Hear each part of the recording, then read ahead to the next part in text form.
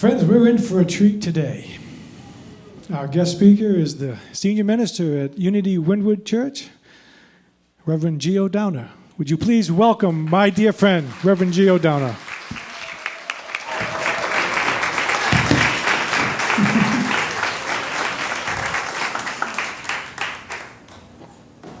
Aloha.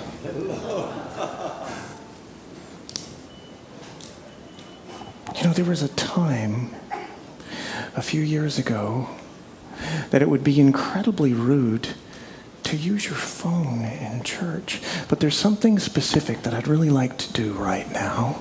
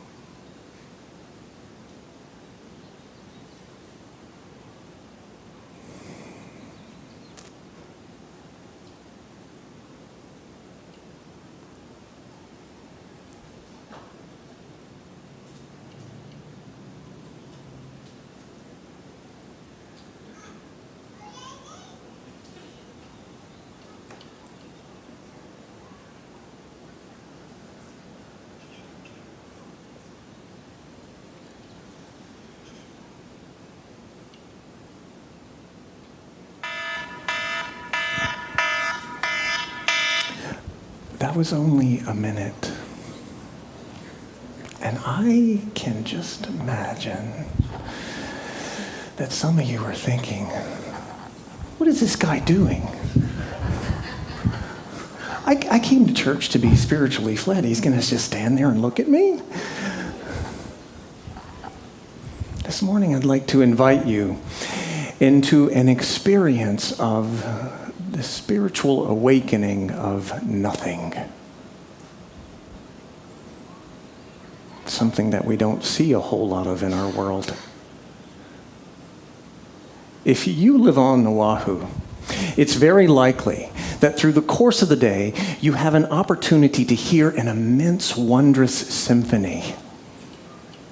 From the people who are talking down the hall to the people who are talking downstairs, to the sirens that are passing by, to the people that are talking down in the street, to all of the noise that's going on all around us. And if that's not enough, there's also all the noise that's going on in our head. I can't believe she said that to me. I really should have bought that washer-dryer combination. That would have given me a whole lot more room in the bedroom, and then I could have more room in the bathroom. And what about those blackberries?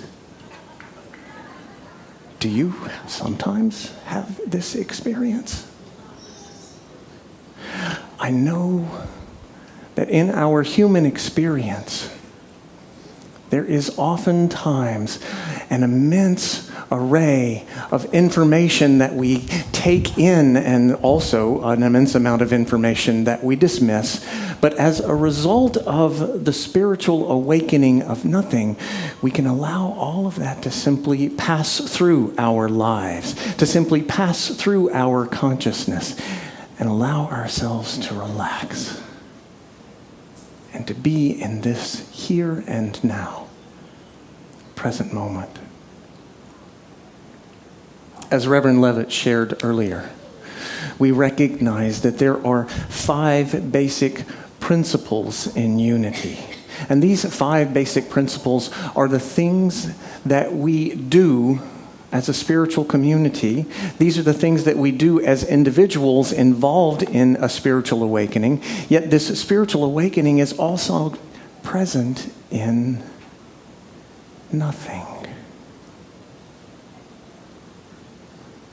That nothing is referred to not only in Hinduism and Buddhism, in Sikhism, and also in Taoism, but also in Christianity. There is an importance of meditation through all the many pathways to God. You see, the importance of meditation is a place where we might truly come into union with God and all of life. It's that place of wondrous, infinite possibility that exists in every one of us. This morning, I'm not here to deliver a spiritual talk. This morning, I'm here to give you an invitation. Join with me in the spiritual awakening of nothing. We recognize that there are many, many pathways to God, and there are also many ways in which to meditate. I've been told that it's important whenever there's a thought that's crossing my mind, I just allow it to drift by like a cloud in the sky.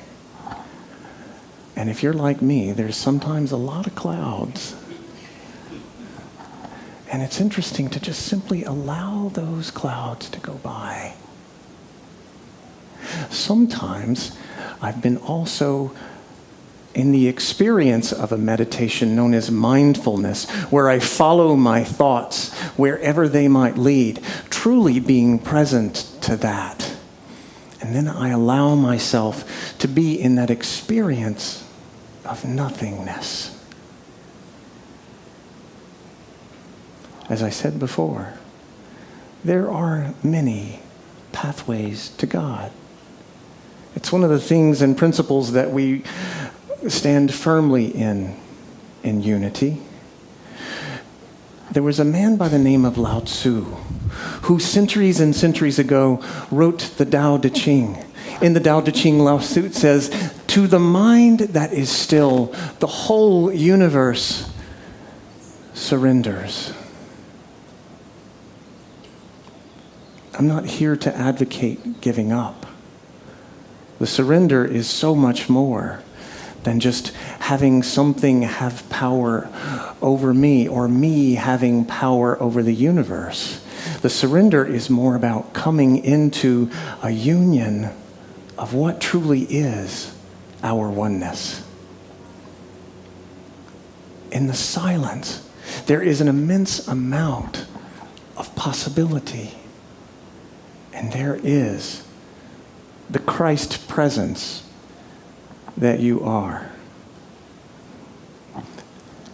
Oftentimes, as a unity minister, we have been sometimes scolded and sometimes encouraged to recognize that when we say Christ, we're not really talking about the personhood of Jesus. We're talking about that presence and power that's within every one of us, that was demonstrated in the stories of Jesus.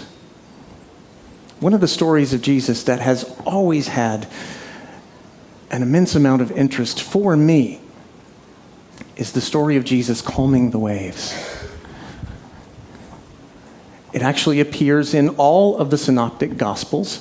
Those are Matthew, Mark, and Luke. And this story of Jesus calming the storm is when he invites the disciples to get together and get in the boat and go across the Sea of Galilee. Now, here in Hawaii, we are very familiar with the power of the ocean. We're also sometimes very familiar with the power of a storm. So can you imagine what it's like for seasoned fishermen to be in a boat with a man that they're following who has given them some incredible teachings that have stretched their minds into new and unforeseen possibilities, and he's asleep? Well, he was tired. It was a big day. There was a lot of things that had happened. And in the midst of their fear, they said, "Lord, wake up, wake up. There's an incredible storm here. What do we do?" To which Jesus said, "Where is your faith?" And then he stood at the outside of the edge of the boat and said, "Peace, be still." Once again, this is not about power over, but it's a recognition of the power with the presence of God in our lives. The story is significant in that it gives us an example to follow in what we can do in our lives. Maybe one or two of you have had an experience in your life where you felt as though there was a storm that just came out of nowhere. You were just going across the ocean, and all of a sudden there was this storm that came up. Maybe it's more than just one or two of us, huh? In the midst of that storm, I know that power of God within you, that's in that spiritual awakening of nothing, has the power and the ability to say, peace, be still.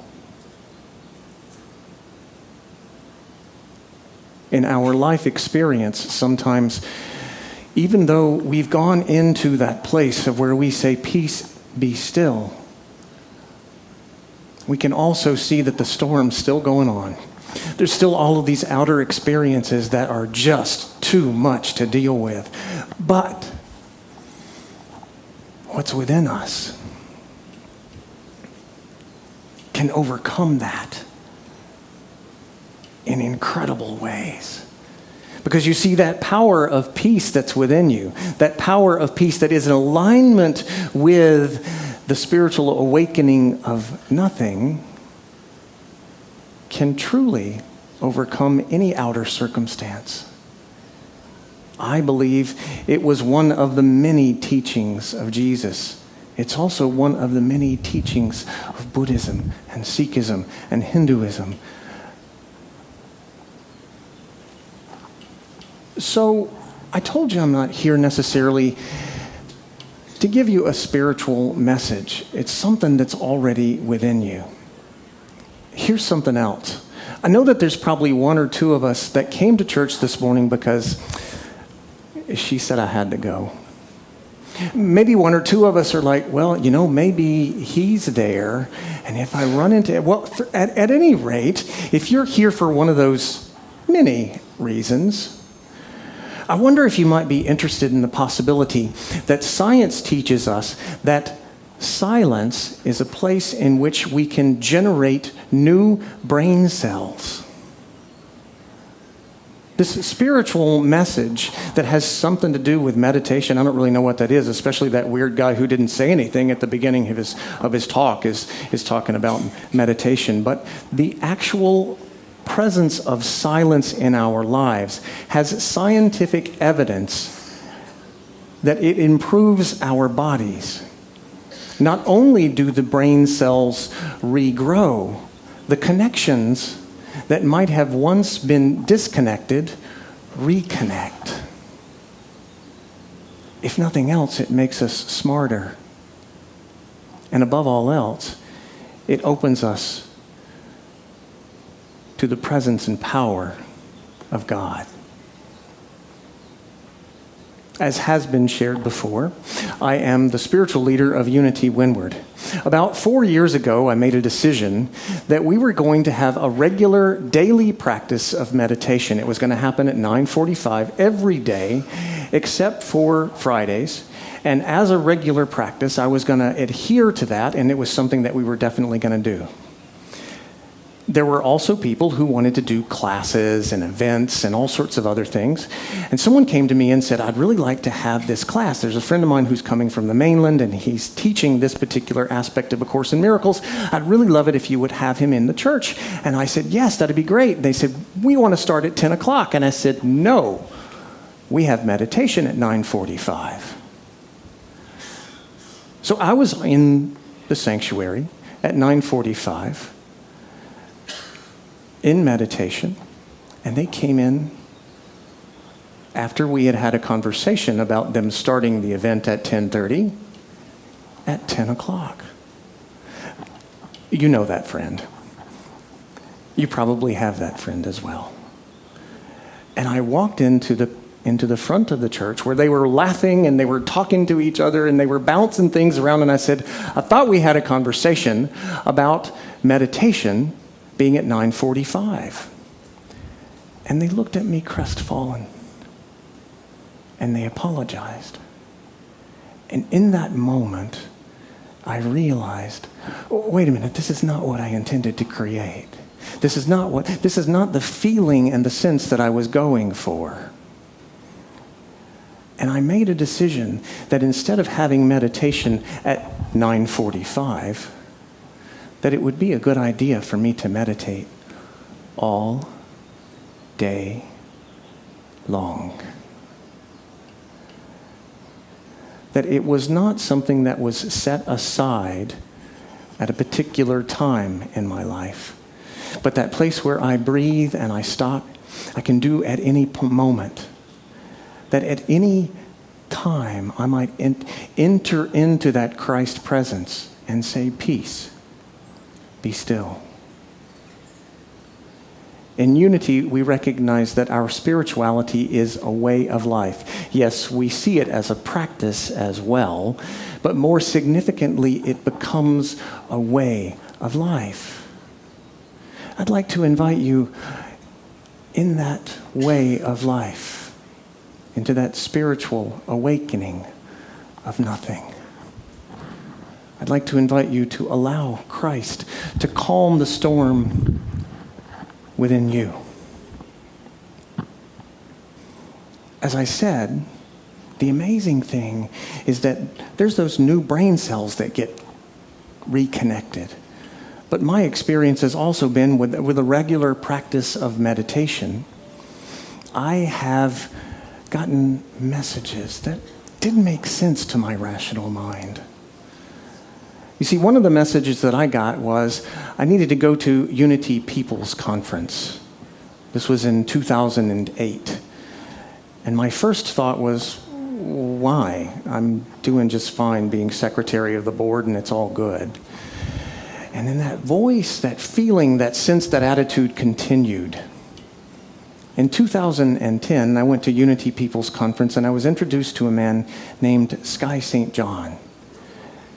And he said to me, after my minister at the time introduced me to him and shared with him that I had a calling to ministry, Sky said to me, "Oh, move to Hawaii. I'll make you a minister."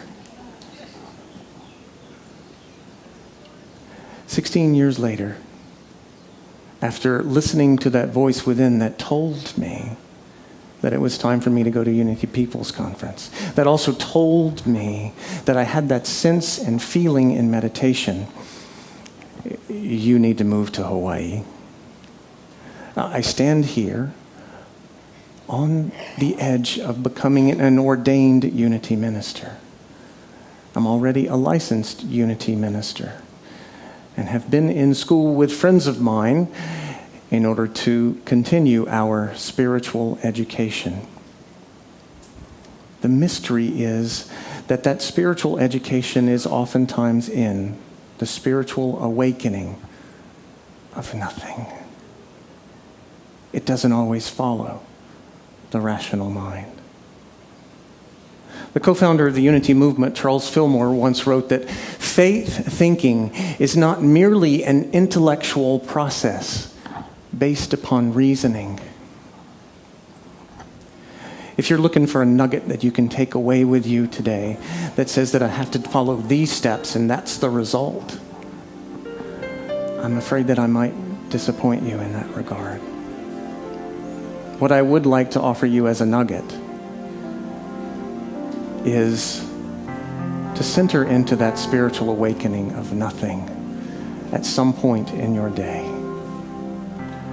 To truly awaken to that presence and power that is aligned with you in oneness and in your infinite possibility into the Christ presence that you are. I'd like to invite you in this moment to also join with me in song. I'm going to sing for a wee bit and then invite you to sing with me. It has been said that he who sings prays twice. So pray with me as well, if you would.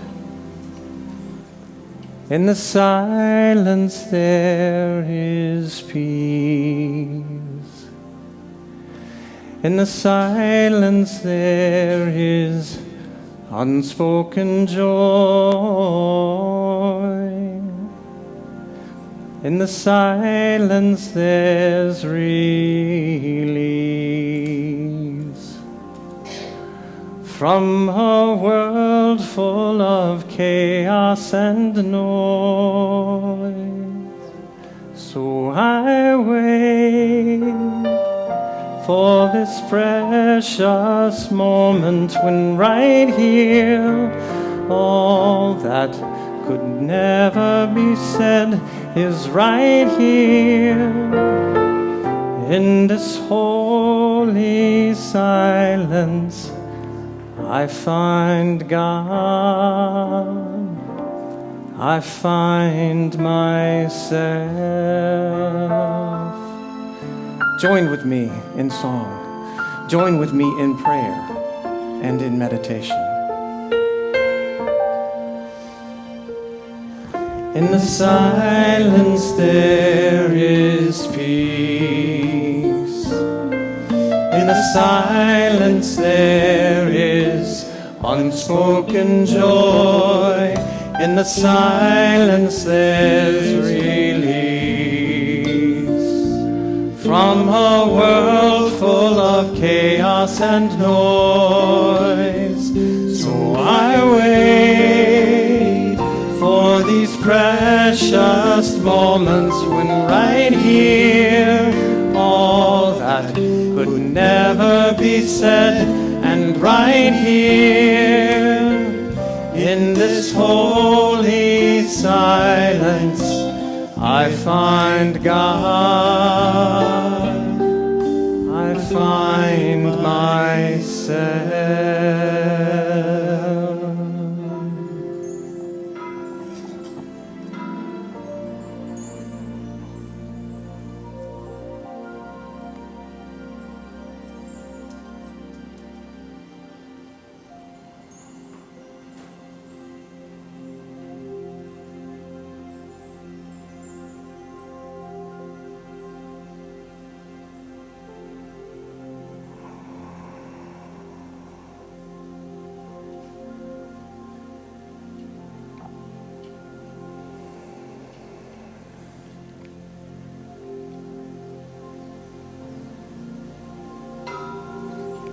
We thank you, beloved Source, that infinite power and potential is within us,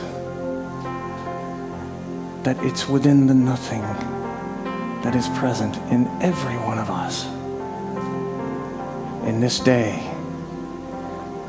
we step into our radiant splendor and align with nothing and one another in peace. Join with me as we continue to sing.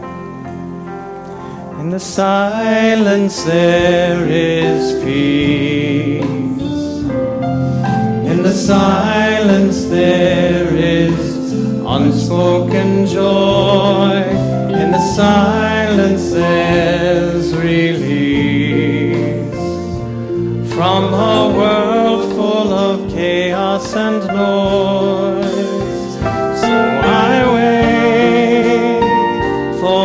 Precious moments when right here all that could never be said, and right here in this holy silence I find God,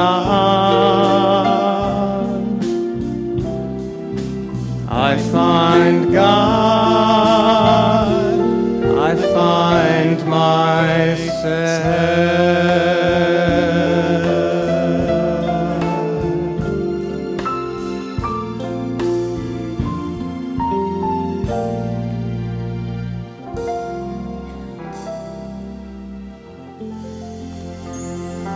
Aloha.